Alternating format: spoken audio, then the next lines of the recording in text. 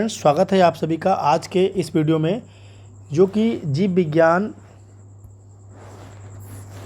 के unsold paper set number 3 को आज हम सॉल्व करेंगे। इसमें सबसे पहले जो है आपके पेपर में ऑब्जेक्टिव टाइप क्वेश्चन जो है वो दिए जाते हैं। तो एक क्वेश्चन नंबर में 4 विकल्प होते हैं। तो इसमें का आंसर नंबर है, देखिएगा, पुष्पों में कौन सा अंग स्त्री या मादा जननांग का प्रतिनिधित्व करता है। तो ये होते हैं जायांग। जायांग जो है स्त्री केसर भी इसे कहते हैं, इसकी इकाई को जायांग मादा जननांग का प्रतिनिधित्व करता है। इसके अतिरिक्त पुमंग जो होता है, पुमंग जो है ये नर जननांग कहलाता है। नर जननांग कहलाता है। पराकोश ये पुंकेसर का भाग होता है और टेपिटम भी पुमंग का ही एक पार्ट होता है जो विकसित हो रहे परागकणों को पोषण प्रदान करता है। इसके अतिरिक्त दूसरा खा, पुरुष जननतंत्र में कितने वृषण पाए जाते हैं। तो एक जोड़ी वृषण पाए जाते हैं। इसका राइट आंसर बी हो जाएगा। गा नंबर क्वेश्चन है, आपके लिए इम्पोर्टेंट होगा। MRI संकेताक्षर का पूरा नाम होगा। तो MRI, ये M होता है, इससे कहते हैं मैग्नेट। MRI है, MRI तो मैग्नेट। R4 होता है रेजोनेंस इमेजिंग। तो इसका बी राइट आंसर हो जाएगा, मैग्नेटिक रेजोनेंस इमेजिंग, ये हो जाएगा। नेक्स्ट है और इम्पोर्टेंट क्वेश्चन है, दात्र कोशिका अरक्तता रोग किस प्रकार के उत्परिवर्तन का उदाहरण है। देखिए, उत्परिवर्तन जो होता है दो प्रकार का, एक तो क्रोमोसोमल और दूसरा होता है बिंदु उत्परिवर्तन या जीन उत्परिवर्तन। तो दात्र कोशिका अरक्तता रोग जो है वो बिंदु उत्परिवर्तन का ही उदाहरण है। 1 नंबर क्वेश्चन जो इसका राइट आंसर हो जाएगा। इसके बाद जो क्वेश्चन आते हैं वो आते हैं अतिलघुत्तरी। 1 नंबर का क्वेश्चन होता है। यहाँ 2 नंबर क्वेश्चन में देखेंगे, डाउन सिंड्रोम विकार गुणसूत्र के किस जोड़े पर असमानता के कारण उत्पन्न होता है। तो कई बार बताया, इसकी खोज जो है लेग डॉग डाउन ने की है और ये मानव के 21वीं जोड़ी में एक गुणसूत्र, एक या ऐसे लिखेंगे एकादि सूत्रता, ऐसे लिख देंगे एकादि सूत्रता के कारण होता है। इसमें कुल गुणसूत्रों की संख्या जो हो जाती है वो 47 हो जाती है। एकादि मतलब एक अधिक। दूसरा है, स्त्रियों द्वारा उपयोग किए जाने वाले किसी एक गर्भ निरोधक का नाम लिखिए। तो यहाँ पर आप कॉपर टी लिख सकते हैं, कॉपर टी, या फिर आप सहेली गोली लिख सकते हैं, या फिर माला डी, कोई सी एक लिख देंगे आप। ये गर्भ निरोधक ही होते हैं, कॉपर टी, सहेली और माला डी। इधर गा क्वेश्चन देखेंगे, आरएनए में कौन सी शर्करा उपस्थित होती है। तो आरएनए, देखिए फुल फॉर्म अगर आपको आती है तो उसके आधार पर भी आप लिख सकते हैं। तो इसमें राइबोज शर्करा होती है, यहाँ पर लिखेंगे राइबोज, और डीएनए में डीऑक्सी राइबोज। तो इसमें राइबोज शर्करा होती है। इधर है, नर युग्मकोद का विकास पुष्प के किस भाग से होता है। तो हम लिखेंगे पुमंग से। किससे होता है? पुमंग से, या ऐसे लिख सकते हैं पुंकेसर से होता है। इधर नर जनन, वहाँ क्वेश्चन देखेंगे, नर जनन कोशिकाएं किस प्रकार के विभाजन के पश्चात शुक्राणुओं का निर्माण करती हैं। तो यहाँ लिखेंगे अर्धसूत्री विभाजन के पश्चात जो है शुक्राणुओं का निर्माण करती हैं। तो इस तरह से ये 1 नंबर और 2 नंबर क्वेश्चन पूरे सॉल्व हो गए हैं। यहाँ पर लिखेंगे पीयूष ग्रंथि के 2 कार्य। तो तीसरा नंबर क्वेश्चन है, पीयूष ग्रंथि के 2 कार्य लिखिए। देखिए, पीयूष ग्रंथि जो है शरीर की मास्टर ग्लैंड कही जाती है, मास्टर ग्रंथि होती है। ये बहुत से कार्य हैं जो बॉडी में संपन्न करती है। तो इसका नंबर 1 कार्य लिखेंगे, यह है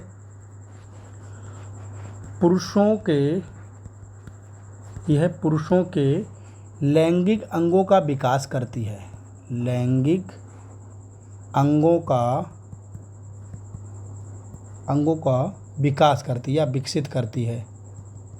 ठीक है। नंबर 2 लिखेंगे, इससे गोनेडोट्रोपिन हार्मोन स्रावित होता है। गोनेडोट्रोपिन हार्मोन सेक्रेट होता है जो जंतुओं की वृद्धि और कार्यों को नियंत्रित करता है। जो जनदों की वृद्धि और उनके कार्यों को नियंत्रित करता है, इस तरह से ये लिख देंगे। लैंगिक का विकास करती है। दूसरा, इससे गोनेडोट्रोपिन हार्मोन्स सेक्रेट होता है, ऐसे लिख देंगे बस। इसके अतिरिक्त परनिषेचन को हम लोग पर परागण भी कहते हैं, तो उसी को यहाँ पर परिभाषित करना था। 3 का खा।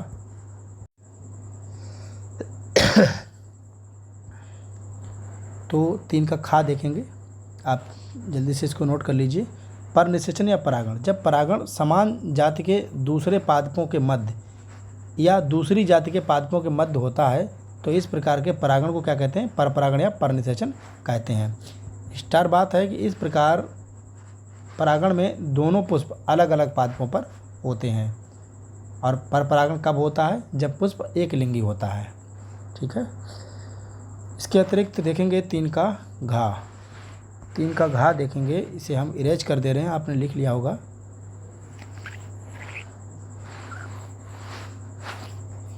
तो अब हम देखेंगे 3 का गा। 3 का गा। गा में पूछा गया अनिषेक जनित फल क्या है? एक उदाहरण दीजिए। तो अनिषेक जनित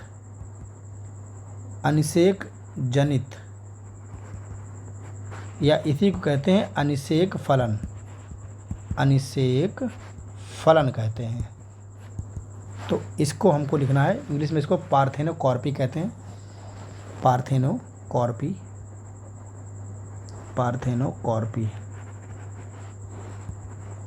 तो जब देखिए इसमें क्या लिखेंगे हम लोग, तो इसमें लिखेंगे कुछ पादपों में परागण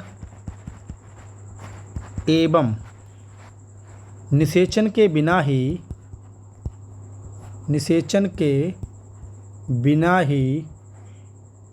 बिना ही फल का निर्माण हो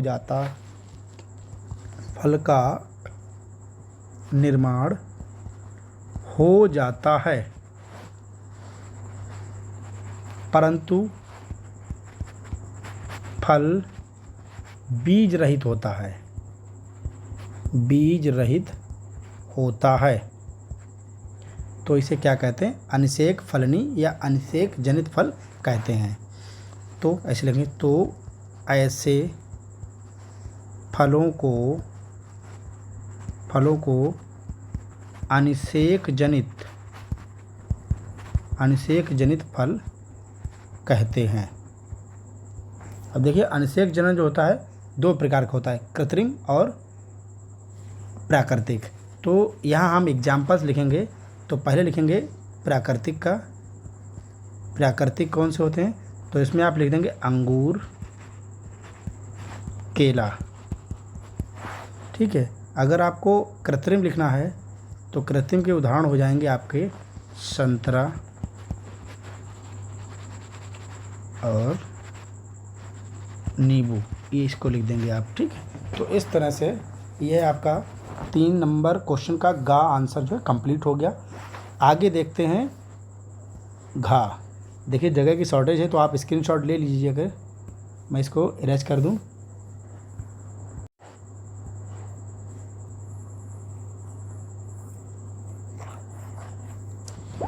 तो अब 3 का घा लिखेंगे।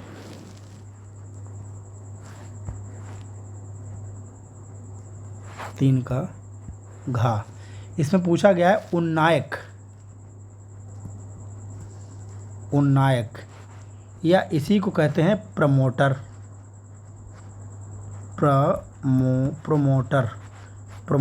या इसी को कहते हैं प्रोत्साहक जीन। देखिए 3 नाम है और यहाँ पर उन्नायक लिखा गया बिल्कुल हिंदी में, प्रमोटर या फिर इसे कहते हैं प्रोत्साहक। तो इनके पूछे गए हैं 2 कार्य, किन्हीं 2 कार्यों का उल्लेख करना है। तो सबसे पहले लिखेंगे यह जीन या लिखेंगे डीएनए का वह भाग है जहाँ पर अनुलेखन प्रारंभ होता है, यानी आरएनए पॉलीमरेज आकर जुड़ता है, अनुलेखन प्रारंभ होता है। एक तो ये हो जाएगा। दूसरा, mRNA संश्लेषण की शुरुआत यहीं पर होती है, तो यहाँ लिखेंगे mRNA के संश्लेषण की शुरुआत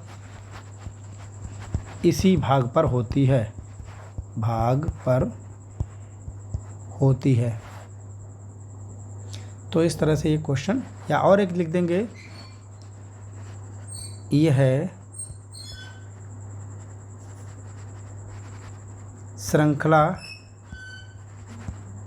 के लिए बाइंडिंग सीक्वेंस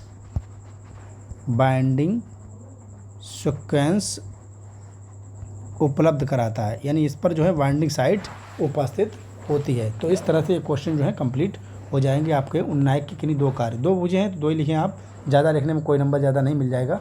2 नंबर का है तो एक एक नंबर जो है डिवाइड कर जाए। इसके अतिरिक्त जो है वहाँ नंबर क्वेश्चन है, मानव में किन्हीं 2 लिंग संलग्न रोगों के नाम लिखिए। बहुत सारे नाम हैं तो आप 3 का घा यहाँ पर डाल लीजिए। इसमें लिखेंगे मानव में, इस तरह से लिखेंगे, मानव में किन्हीं 2 लिंग संलग्न रोग। तो आप कौन कौन से लिख सकते हैं? आप लिख सकते हैं वर्णांता, हीमोफीलिया। तो आप ये 2 रोग लिख सकते हैं, वर्णांता, हीमोफीलिया। इसके अतिरिक्त मैं यहाँ से इसको हटा देता हूँ।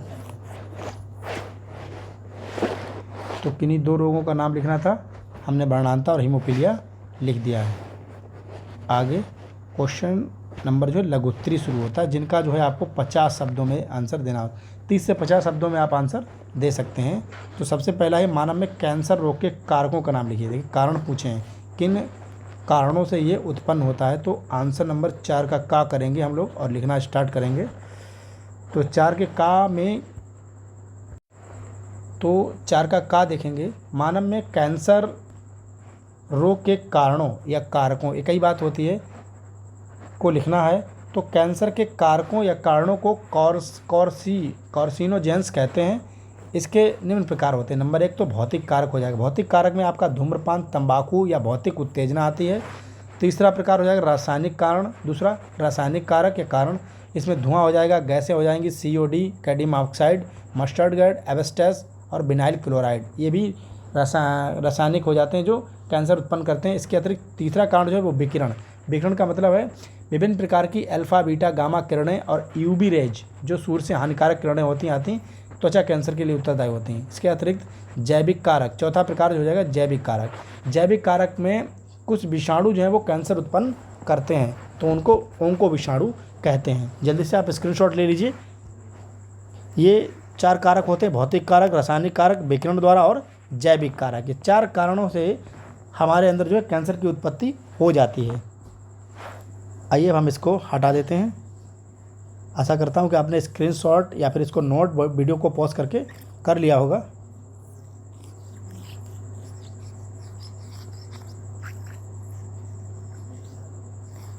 स्टूडेंट देखिए, आप अगर वीडियो को पूरी तरह से लिख कर याद करते हैं तो मेरा ऐसा मानना है कि पेपर में आपका कोई भी क्वेश्चन जो है छूटेगा नहीं और आप आसानी से जो है इसको सॉल्व करेंगे। तो आइए अब हम 4 का खा देखते हैं। खा नंबर क्वेश्चन एलर्जी। इसलिए इससे पीछे के वीडियो में हमने एलर्जी सॉल्व करा दिया है, तो आप ये वहाँ से नोट कर लीजिएगा। इसको हम बार बार नहीं लिखाएंगे, लिखने से वीडियो लंबा हो जाएगा और टाइम ज़्यादा लगता है। तो आप इसको देख लीजिएगा। एलर्जी जो सेकंड आपका प्रैक्टिस सेट अपलोड किया गया है, सॉल्व करके अनसॉल्व, उसमें एलर्जी दिया गया था, तो वहाँ पर हमने सॉल्व किया है, इसको वहाँ देख लीजिएगा आप। गा नंबर BOD का संकेताक्षर। देखिए पहली बात तो ये आपके सिलेबस में इस समय उपलब्ध नहीं है, फिर भी अगर आ गया है तो मैं इसको सॉल्व करा दे रहा हूँ। 4 का गा BOD, इसको कहते हैं बायोकेमिकल ऑक्सीजन डिमांड। या इसे बायोलॉजिकल ऑक्सीजन डिमांड भी कह देते हैं, बायोलॉजिकल ऑक्सीजन डिमांड भी कहते हैं। क्या नापता है? तो ये पानी में ऑक्सीजन की प्रतिशतता को नापता है। यदि ऑक्सीजन कमी हुई तो जल प्रदूषित होगा, और ऑक्सीजन का लेवल इसके अकॉर्डिंग हुआ तो फिर क्या होगा? जल प्रदूषित नहीं होगा। तो आइए इसके बारे में हम लिखते हैं थोड़ा सा। देखिए BOD को लिखेंगे तो BOD में क्या लिखेंगे? देखिए BOD क्या होती है? जल में घुलित ऑक्सीजन, डिसॉल्व ऑक्सीजन होती है। तो इसके बारे में हम लिखेंगे ऑक्सीजन की वह मात्रा, ऑक्सीजन की वह मात्रा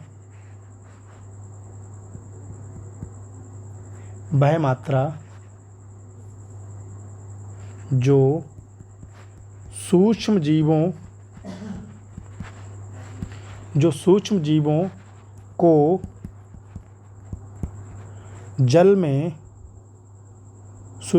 को जल में उपस्थित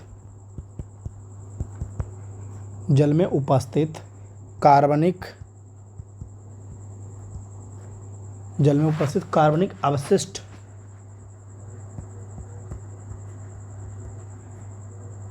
अवशिष्ट पदार्थों को पूर्ण विघटन हेतु आवश्यक होती है BOD कहलाती है, या जैव रासायनिक मांग, या फिर इंग्लिश में बायोकेमिकल ऑक्सीजन डिमांड कहलाती है। यहाँ पर लिखेंगे उच्च BOD की मात्रा जल में जल प्रदूषण को इंगित करती है, जल प्रदूषण का संकेत करती है। तो इस तरह से ये क्वेश्चन आपका कंप्लीट हो जाएगा। पहले तो BOD की फुल फॉर्म लिखनी थी आपको, फिर उस पर टिप्पणी लिखनी थी। तो देखिए प्रदूषित जल में कार्बनिक पदार्थ अधिक होते हैं, तो ऑक्सीजन क्या करती है? ऑक्सीजन की खपत जो है उसमें बढ़ जाती है। जब ऑक्सीजन की आवश्यकता ज़्यादा कम पड़ जाएगी तो फिर क्या होंगे? जलीय जीव मरने लगते हैं। इस तरह से ये आप लिख लेंगे। मैं इसको भी अब इरेज कर दे रहा हूँ। BOD आपने लिख लिया होगा।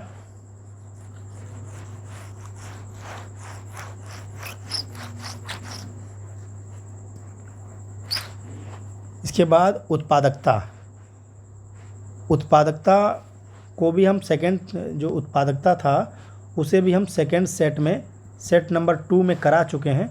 तो आप वहाँ से घ नंबर क्वेश्चन को है लिख लीजिएगा। बार बार लिखने से कोई फ़ायदा नहीं है, और हर बार लिखने में कुछ ना कुछ चेंज होगा तो आप फिर चक्कर में पड़ जाएंगे। इस हिसाब से आप उत्पादकता को आप पिछले सेट 2 में देख लेंगे।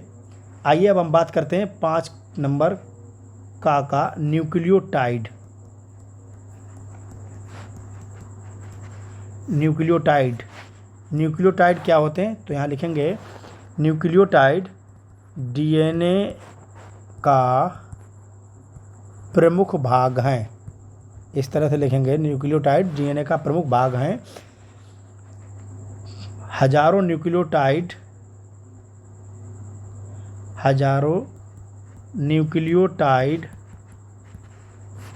से मिलकर DNA बनता है। तो इतना हो गया। आगे न्यूक्लियोटाइड के घटक, यहाँ लिखेंगे घटक। तो न्यूक्लियोटाइड, यहाँ लिखेंगे न्यूक्लियोटाइड प्रमुख रूप से 3 घटकों का बना होता है, जिसमें नंबर एक लिखेंगे राइबोज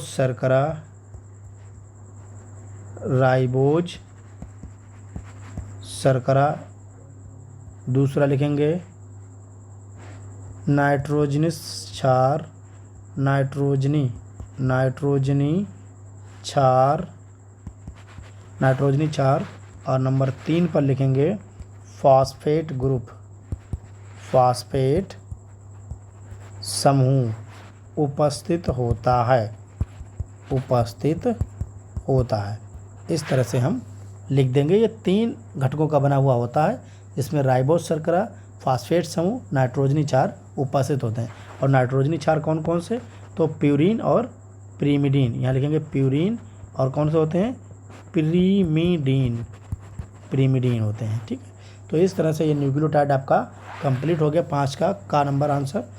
आगे हम सॉल्व करते हैं अगला वीडियो। आप धीरे धीरे से इसको नोट कर लीजिएगा, स्क्रीनशॉट ले लीजिएगा। 3 घटकों का बना होता है, लिख लीजिए आप पूरा आराम से।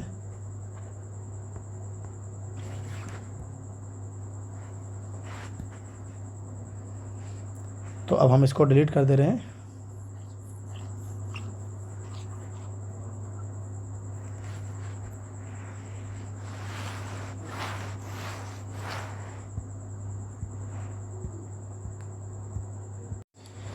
तो 5 का खा जो क्वेश्चन है, इसे भी हम करा चुके हैं। तो यहाँ पर देखेंगे आप लोग, दिया गया है संक्रामक रोग हम सेट नंबर 1 में करा चुके हैं। फिर भी अगर आप लिखना चाहें तो यहाँ पर डालेंगे संक्रामक रोग।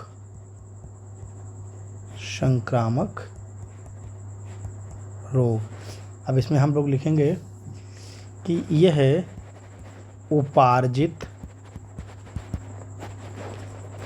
रोग का एक प्रकार है। यानी ये जो है उपार्जित रोगों की श्रेणी में आता है, उसका ही एक प्रकार है। यानी ये जन्म से ही नहीं होते हैं। अब इसमें लिखेंगे बेरोग जो प्रोटोजोआ, जीवाणु, विषाणु या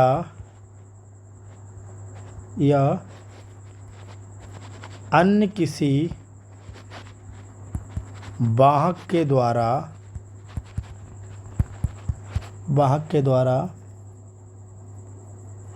फैलते हैं क्या कहलाते हैं? संक्रामक रोग कहलाते हैं।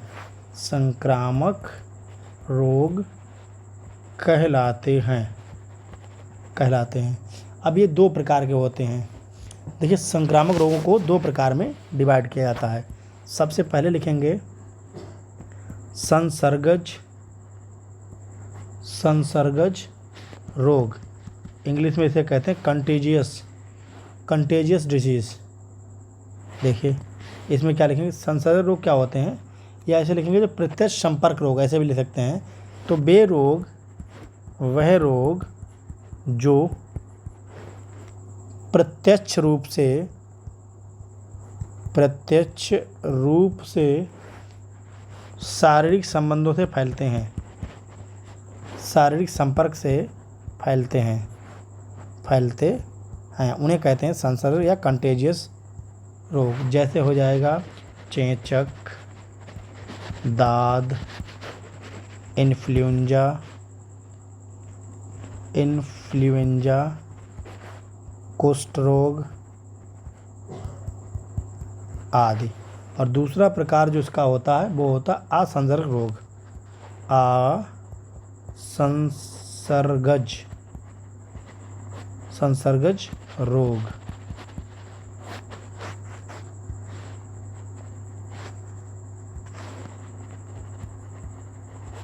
रोग।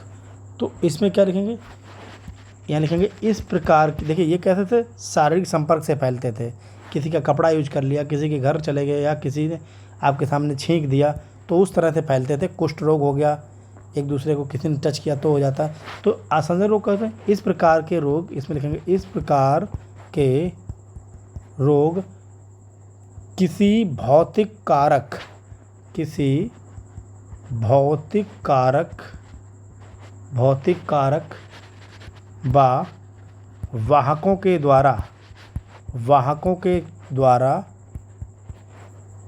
एक दूसरे में फैलते हैं या एक दूसरे में संचरित हो जाते हैं। इस तरह से ये हो जाएगा। इसके अंतर्गत फ्लैग हो जाएगा आपका, प्लेग, हैजा, मलेरिया मच्छरों के काटने से फैलता है, हैजा जो है दूषित पानी से हो जाता है, हिपेटाइटिस। इस तरह से ये संक्रामक रोग आपका कंप्लीट हो जाएगा। आप जल्दी से स्क्रीनशॉट इसका ले लीजिए, इसके बाद मैं इसको इरेज कर दूं।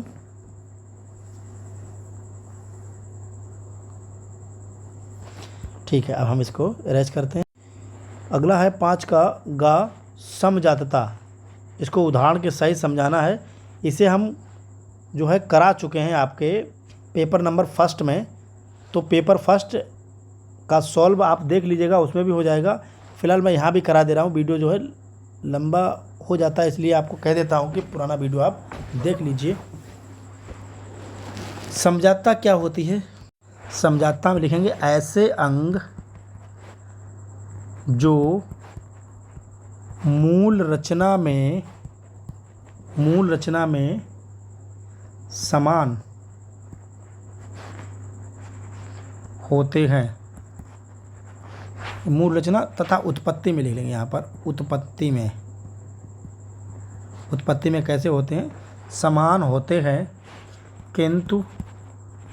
किंतु अलग अलग कार्यों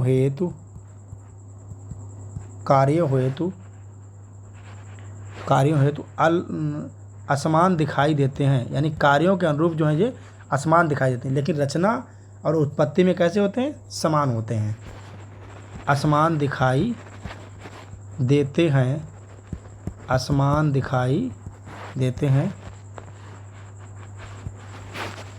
हैं तथा यहाँ लिखेंगे जिनका भ्रूणीय विकास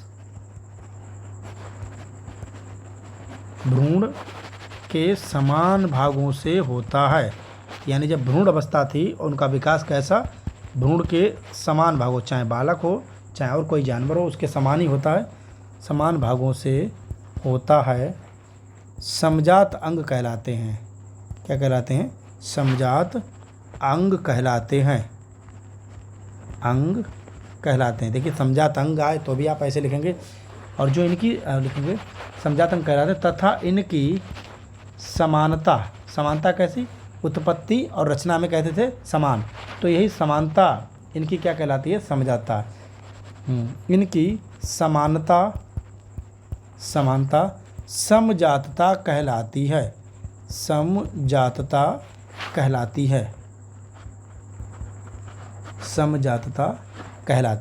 इस तरह से ये जो है आपका कंप्लीट हुआ क्वेश्चन। इसमें एग्जाम्पल्स पूछे हैं तो उदाहरण लिखेंगे यहाँ पर।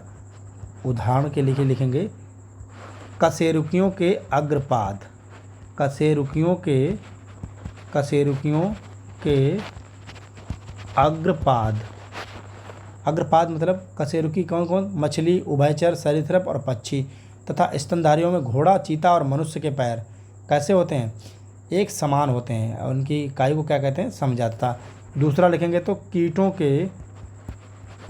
के मुख उपांग समजातता के उदाहरण हैं। तो आप इसका स्क्रीनशॉट ले लीजिए, मैं इसको हटा दूं।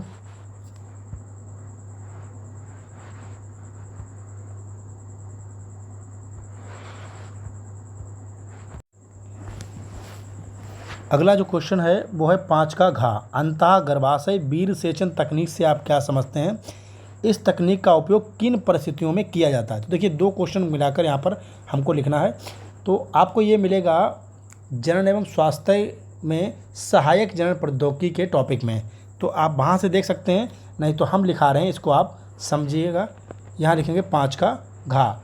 देखिए इसको हम कहते हैं अंतः गर्भाशयी, अंतःगर्भाशयी शुक्राणुसेचन, शुक्राणुसेचन, शुक्राणुसेचन। आपका लिखा है वीर्य सेचन, एक ही बात है। शॉर्ट में इसको IUI कहते हैं और इसे इंग्लिश में इंट्रायूटेरिन इंसेमिनेशन कहते हैं, इंट्रायूटेरिन इंसेमिनेशन। आइए इस पर देखते हैं क्या होता है और पूछा गया इसका उपयोग किन परिस्थितियों में किया जाता है। तो देखिए आइए इस पर लिखते हैं, यहाँ हम लिखेंगे इस विधि का प्रयोग। देखिए उल्टा चल रहे हैं हम लोग, यहाँ पर पीछे वाला क्वेश्चन जो है वो पहले लिख रहे हैं, किन परिस्थितियों में किया जाता है। तो देखिएगा, या इसको अभी यहाँ से नहीं लिखते हैं, बाद में लिखेंगे, बाद वाला टॉपिक है तो इसे लिखेंगे। ये तकनीक क्या है, देखिए इस अवस्था में ऐसे लिखेंगे, इस विधि में, इसी विधि में प्रयोगशाला में पति के शुक्राणु या फिर आप वीर्य भी लिख सकते हैं, शुक्राणु को पृथक कर कृत्रिम रूप से स्त्री के गर्भाशय में पहुंचा दिया जाता है, पहुंचा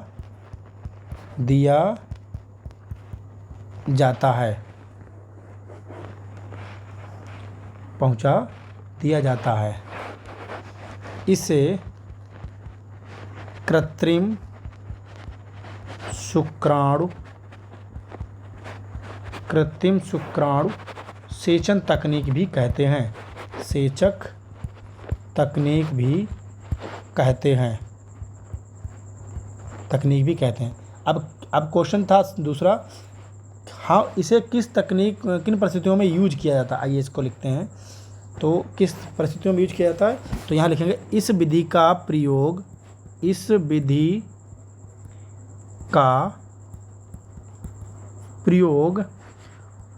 उन स्त्रियों में किया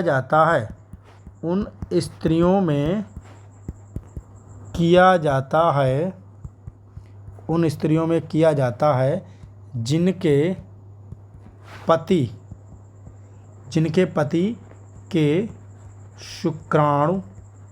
जिनके पति के शुक्राणु कम होते हैं, यानी उनमें शुक्राणु जो है कम होते हैं या निष्क्रिय होते हैं।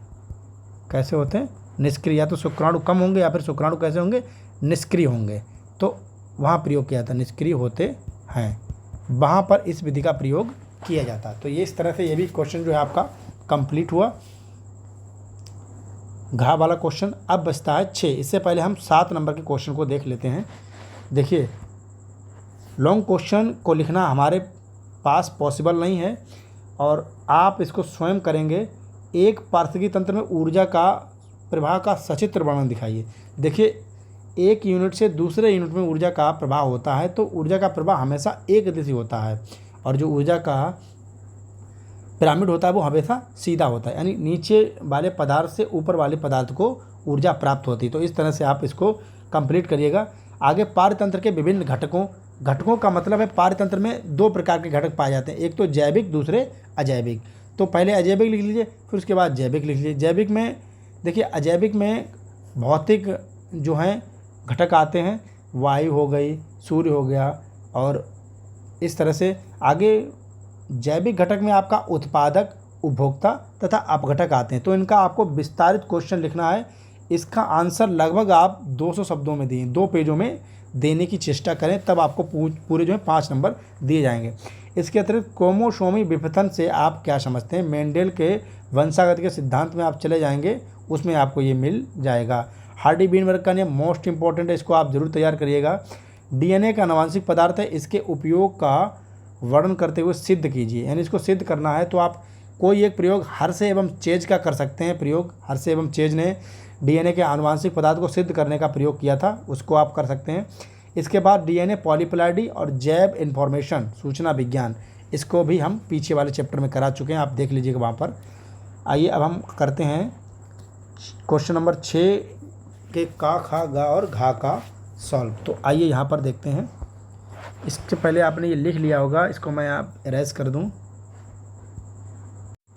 तो अब हम लिखेंगे 6 का वंशागति का क्रोमोसोम सिद्धांत। इसे हम वंशागति का गुणसूत्र सिद्धांत भी कहते हैं। तो इस सिद्धांत का प्रतिपादन जो था वो सटन एंड बोवेरी ने 1902 में किया था। इस सिद्धांत के अनुसार मेंडल के कारकों का जोड़ा समजात गुणसूत्रों पर, यहाँ लिखेंगे समजात गुणसूत्रों पर गुणसूत्र के जोड़े पर, ऐसे लिखेंगे जोड़े पर भौतिक रूप से स्थित होता है, भौतिक रूप से स्थित होता है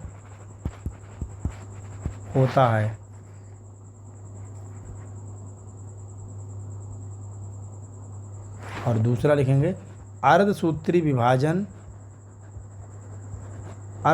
विभाजन की प्रक्रिया के दौरान, अर्धसूत्री विभाजन की प्रक्रिया के दौरान इस समजात गुणसूत्रों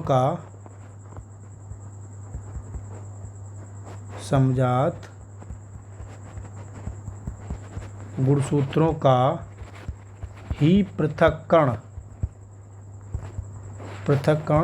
या स्वतंत्र अपव्यूहन होता है, स्वतंत्र अपव्यूहन यहाँ पर नहीं, व्यूहन होता है।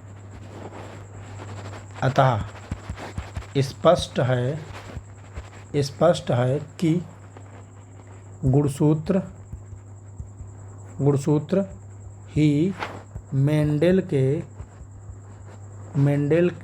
के कारकों का वाहक होते हैं। ये सिद्धांत आपको इस तरह से लिखना था। तो वंशागति का क्रोमोसोम सिद्धांत या गुणसूत्र सिद्धांत शटन एंड बोवेरी ने 1902 में दिया था। इसका आप स्क्रीनशॉट ले लीजिए, मैं इसके बाद इसको मिटा देता हूँ।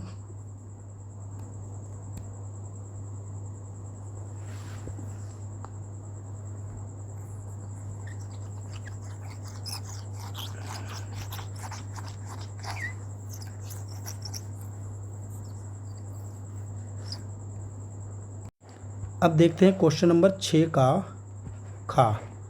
तो 6 के खा में मानव कल्याण में जैव प्रौद्योगिकी के महत्व। तो यहाँ लिखेंगे मानव कल्याण में जैव प्रौद्योगिकी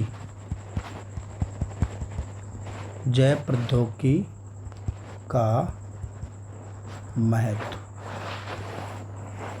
तो यहाँ लिखेंगे मानव कल्याण में, फिर से दोबारा यही लाइन लिखेंगे, मानव कल्याण में जैव प्रौद्योगिकी का महत्व निम्नलिखित इस प्रकार है। और नंबर 1 हेडिंग डालेंगे, नंबर 1 में हेडिंग डालेंगे कृषि में, यहाँ लिखेंगे कृषि में जैव प्रौद्योगिकी, कृषि में जैव प्रौद्योगिकी के उपयोग। और इसमें लिखेंगे बायोटेक्नोलॉजी की सहायता से कृषि में पादपों की उच्च प्रतिरोधकता, पादप जीन प्रारूप परिवर्तन तथा जीएम फसलें विकसित करने में, यहाँ लिखेंगे जैव प्रौद्योगिकी की सहायता से, जैव प्रौद्योगिकी की सहायता से उच्च प्रतिरोधकता वाले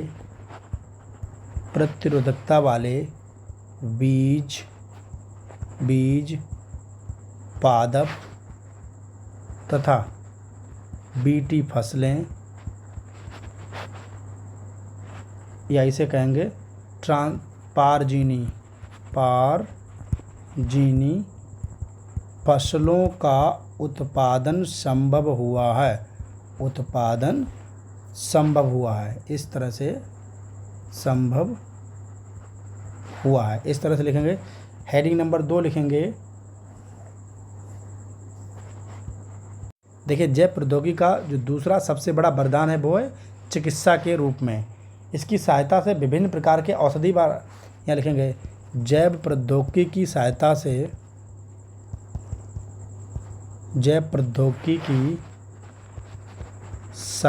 से विभिन्न प्रकार के औषधि व रसायनों व दवाइयों का संश्लेषण संभव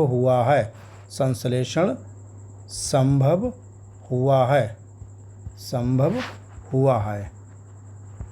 इस तरह से लिख डालेंगे। तीसरा अगर लिखना है तो तीसरा आप लिख देंगे। तो क्वेश्चन नंबर 6 खा जो है मानव कल्याण में जैव प्रौद्योगिकी का महत्व। देखिए ऐसी कोई जगह नहीं है जहाँ पर बायोटेक्नोलॉजी का प्रयोग नहीं होता है। तो यहाँ पर मैंने 3 लिख दिए हैं। कृषि में जैव प्रौद्योगिकी के उपयोग। देखिए जैव प्रौद्योगिकी की सहायता से उच्च प्रतिरोधकता के बीज, पादप तथा बीटी फसलें व पारजीवी फसलों का उत्पादन संभव हुआ है। दूसरा, चिकित्सा के क्षेत्र में तो जैव प्रौद्योगिकी बहुत ही इंपॉर्टेंट है। जैव प्रौद्योगिकी की सहायता से विभिन्न प्रकार की औषधि, रसायनों व दवाइयों का संश्लेषण संभव हुआ है। औद्योगिक के स्तर पर भी बायोटेक्नोलॉजी बहुत ही इंपॉर्टेंट हुई है। अन्य प्रकार से पारजीवी जंतु हैं, बीटी फसलें, बीटी धान, विभिन्न प्रकार के प्रयोग जो हैं वो बायोटेक्नोलॉजी के द्वारा ही संभव हुए हैं। तो ये क्वेश्चन नंबर 6 का खा था। इसके अतिरिक्त क्वेश्चन नंबर 6 का गा सह विलुप्तता, इसे हम सेट नंबर 2 में करा चुके हैं। आप वहाँ से देख लीजिएगा। और घा भी प्रतिजैविकों में कवकों का महत्व भी हम करा चुके हैं। तो इसे इन दोनों क्वेश्चंस को आप वहीं से देखिएगा सेट नंबर 2 पर। और ये लॉन्ग क्वेश्चन है तो इसे आप स्वयं करेंगे। हमारे पास से लिखना इसको पॉसिबल संभव नहीं कि लिखते लिखते हम जो है थक जाते हैं। और आपसे एक अनुरोध करूंगा कि वीडियो को आपके लिए ही बनाया जा रहा है, तो आप ध्यान से पढ़ें, क्वेश्चंस को नोट करें। और अगर यदि कोई क्वेश्चन रिपीट होता है तो उसको स्किप कर वीडियो को आगे बढ़ा दें। और पढ़ने के बाद अपनी प्रतिक्रिया अर्थात कमेंट बॉक्स में ये अवश्य लिखें कि आपको वीडियो कैसा लगा। इसी के साथ आज का ये वीडियो यहीं पर समाप्त किया जाता है।